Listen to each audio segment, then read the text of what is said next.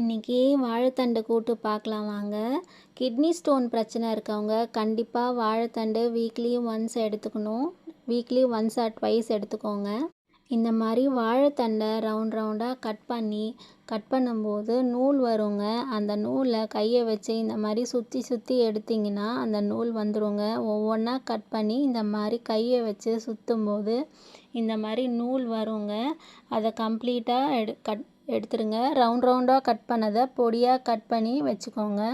இப்போ 1/4 மணி நேரம் சிறுபருப்பு 1 ஸ்பூன் கடலைப்பருப்பு சேர்த்து ஊற வச்சுக்கோங்க. இந்த மாதிரி கம்ப்ளீட்டாக ஃபுல்லாக பொடியாக கட் பண்ணி ஸ்போக்கில் அந்த நூலை எடுத்துட்டாங்க. இப்போ ஊற வச்சு வாஷ் பண்ணி எடுத்த சிறுபருப்போட 10 பல் பூண்டு, 2 பச்சை மிளகா, 2 சின்ன வெங்காயம், ஒரு பெரிய சைஸ் தக்காளி, பொடியாக கட் பண்ணி வச்ச வாழைத்தண்டு, 1/4 டீஸ்பூன் மஞ்சள் பொடி சேர்த்து ப்ரெஷர் குக்கரில் தண்ணி ஊற்றி 3 விசில் விட்டு எடுத்துக்கோங்க.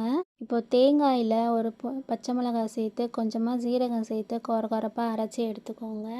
எண்ணெய் காஞ்சதும் கடுகு கருவேப்பிலை சேர்த்து தாளிச்சிட்டு வேக வச்ச வாழைத்தண்டை சேர்த்து 2 மினிட்ஸ் கொதிக்க விட்டு 1 ஸ்பூன் கல்லுப்பு சேர்த்து கொரப்பாக அரைச்சி வச்ச தேங்காயை சேர்த்து கொஞ்சமாக பெருங்காயம் சேர்த்து இறக்குனீங்கன்னா சூப்பரான வாழைத்தண்டு கூட்டு ரெடிங்க. நீங்களும் ட்ரை பண்ணி பாருங்கள்.